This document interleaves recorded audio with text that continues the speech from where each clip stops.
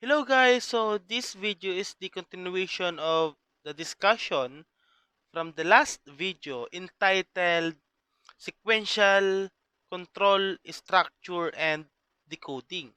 So this is the topic 2 of that lesson, which is the simple if statement and logical operations na tinatawag. Okay? So kung sa last video meron tayong natutunan doon na about sa unary operations as well as the assignment operations. Now, we have the logical operations for the decision structure. So, decision making. So, in decision making or in programming, we have two kinds of decision making. We have the if-else structure and the switch structure. So from the if-else structures, we have the if statement or if structure, we have if-else structure, we have if-else if structure, and we have the nested if structure. Okay, as you can see from your screen, we have this, or from all of this is all the decision making structure in programming that we can use and for the program to decide which program to be run. So, conditional expressions will generally execute one of several sections of a code based on the conditional test. Si program guys is nagbe-base lang siya doon sa instructions na tinype natin. Now, from those instructions, we have what we call decision structure. It depends upon the condition kung ano ba yung iti-test or ira-run ni program.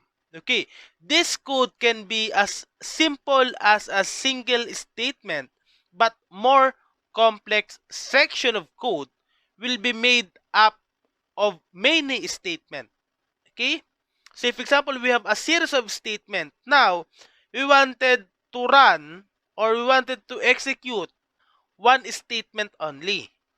Or we have a specific statement na gusto nating i-run from those series of statements. So, pwede natin gamitin si conditional or si condition structure. Conditional expression are used to make decision in a program. Based on our condition, si program na ngayon na magdi-decide which code to be run or to be execute. Based doon guys sa condition natin. It could be true or it should be true or false in terms of condition. Or when we talk about the condition, we are pertaining to the state of true and false. So, they are used to evaluate whether the condition is true or false and will branch to the different section of the code. So, it depends upon the condition. Kung true siya, okay, so itong series of statement ang run. If false, pwedeng wala or pwedeng another statement yung ating ira-run. So, what really is a decision in program? So, a decision is way of allowing a program to choose which code to run. If a condition is met, then one section of code will be run. Okay, if na-met natin ang requirements ng condition, then the next program will be run or the next line of code will be run. Then, if it is not, then another section will be run if we have another condition na nilagay. If wala, so it will go to the end of a program. We have what we call relational operators. So this one is very important. So because this relational operators is used in our conditions. So here is the table of other relational operators that can be used. Let's say for example, equals or double equal sign means we are, or this sign is for testing. The single sign or equal sign is for setting a value. So, wag kayo guys malilito ha. So, yung isang equal sign, meaning that it is for setting a value. Example, int a is equals to 5. So, the equal sign there is used to set the value of a variable, which is a, that is equivalent to 5. Now, the double equal sign is a sign for testing if the value of a variable is really 5. The next is we have not equal sign or not equal to, or the exclamation then equal. So we have greater than equals, less than equals. The first one is what we call the if decision. So this is the simplest but most important conditional expression as for every programmer. So this is the very basic condition in programming, which is if condition. An if statement makes up a conditional expression of the form. It evaluates if the condition and the result is true, then it runs the line of codes follows to the condition. We have the syntax if plus the expression or the condition, then we have the statement. Or if you see the diagram in your screen, we have the condition, which is, this one is the expression. Say for example, A is greater than B. If the condition is true or met, then the following statement will be executed. Or if false, it will go to the end or wala siyang output.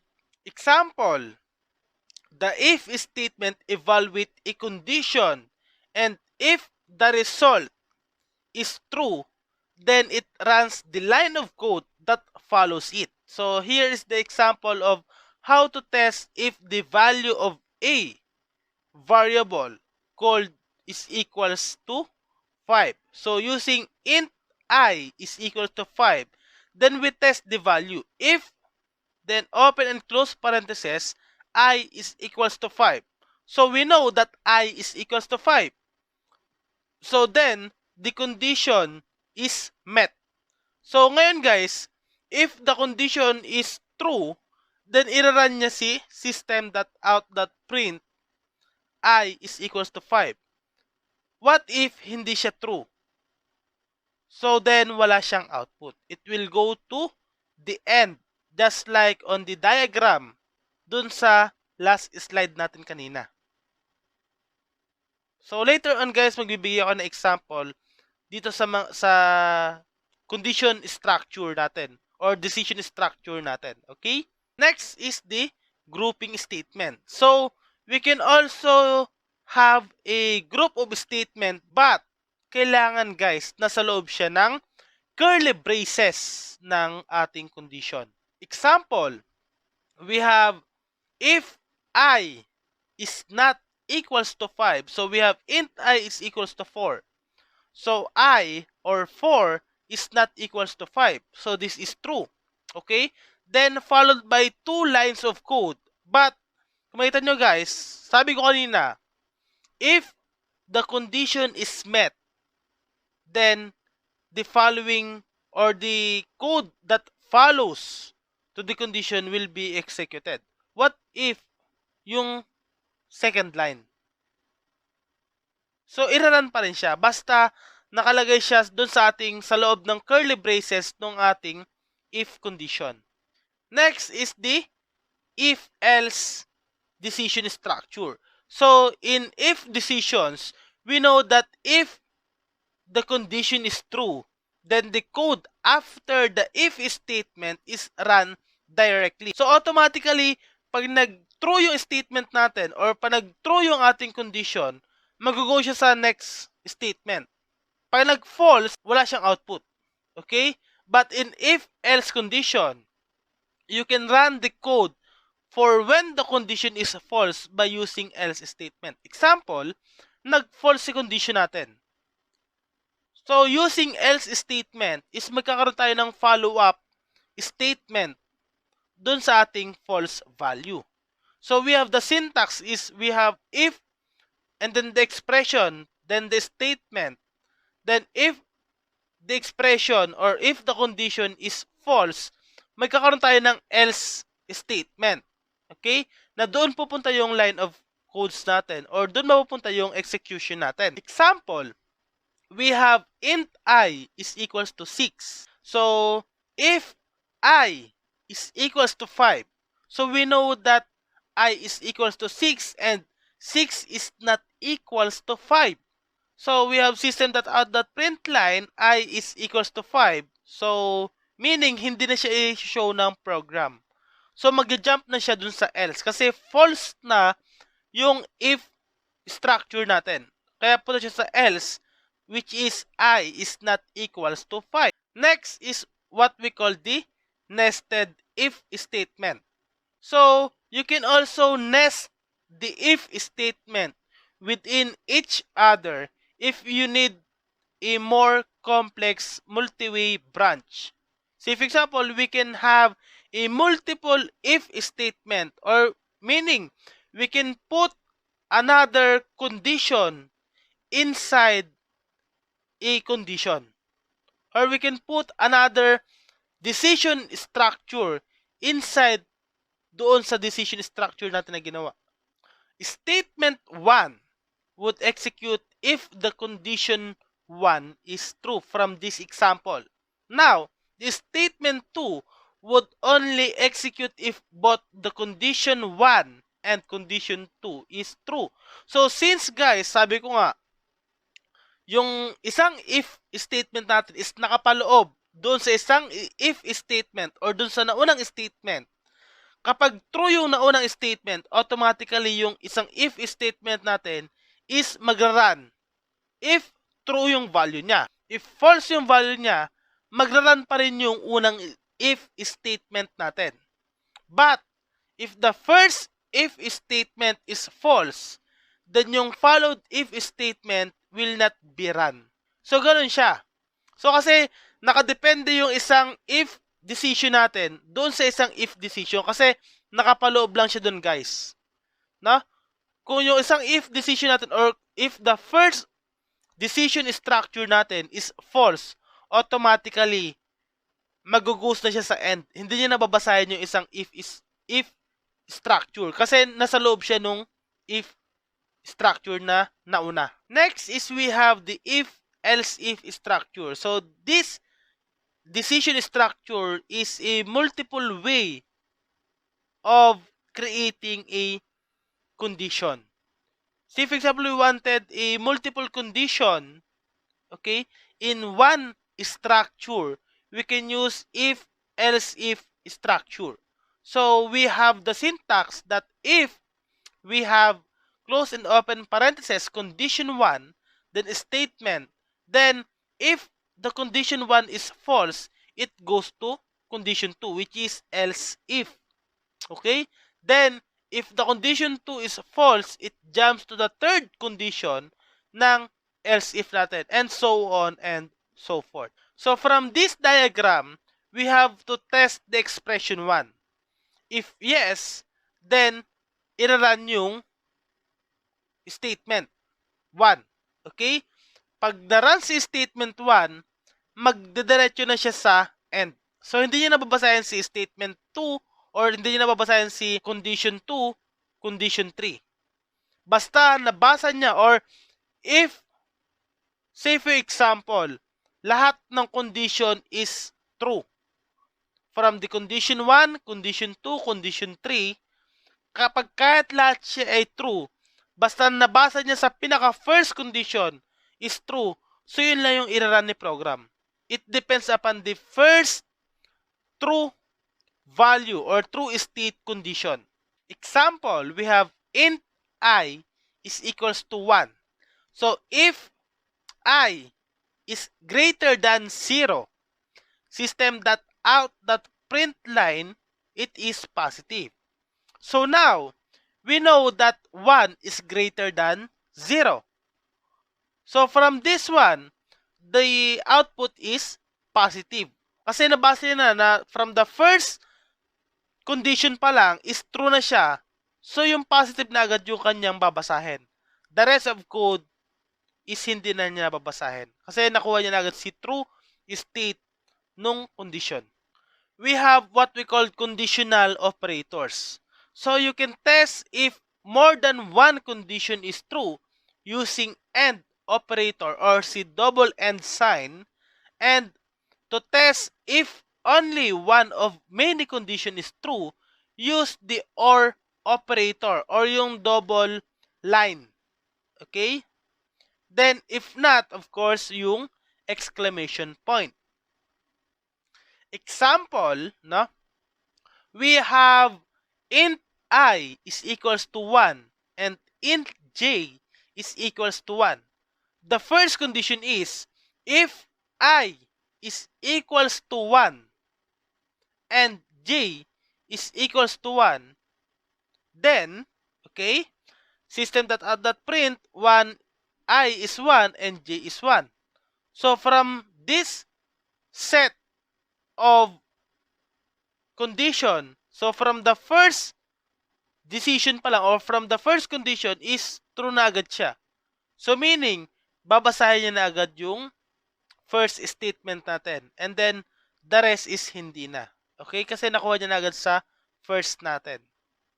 Okay? And the last decision structure is what we call switch statement. So, switch statement is having a many if statement in one. So, we have one condition with many if statement. So, parang ganun yung kanyang structure. So, it takes a variable and then has a list of action, which is yung case, to perform each value that the variable could be. It also has an optional part for when none of the values is matched. So, sige, switch structure naman guys, is we have one condition or one expression at a time, then meron tayong tinatawag na case. So, yung case is naka-base siya doon sa variable na dineclare natin. So, example, from our diagram, we have expression, then under the expression is we have the case. So, sa expression guys, ang ina-express natin dyan is the variable itself.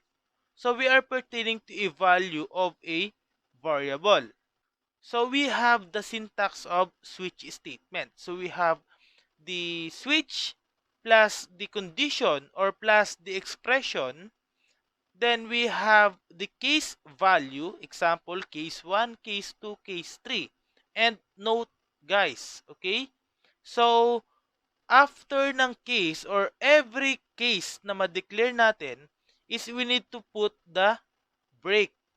Meaning, after ma-read ng program yung case natin, is hanggang dun na lang yung statement. So, mag-e-end na ulit siya or mag-e-end na agad.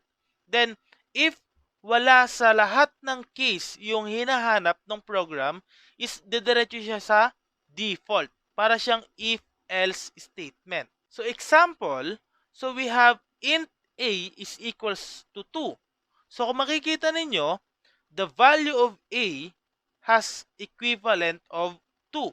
Now, I use the switch decision structure, which is switch plus the variable, meaning, hinahanap natin yung value ng ating variable doon sa case natin. So, in our cases, the value of our a is 2. So, we have case 1, which is the value of a is 1. And case 2, kung makikita nyo guys, yung case, then yung number 2, and yung number 2 na yun is yun yung value ng ating variable. So, meaning, case 2 yung tamang sagot. Or kung yung value ng ating a is 3, so case 3 yung magiging structure niya or yung decision structure niya. Then, kapag wala naman, say for example, ang value ng a natin is 5. So, meaning, hindi siya 1, hindi siya 2, and hindi siya 3. So, wala sa pagpipilian ng case. So, dediretso siya sa default.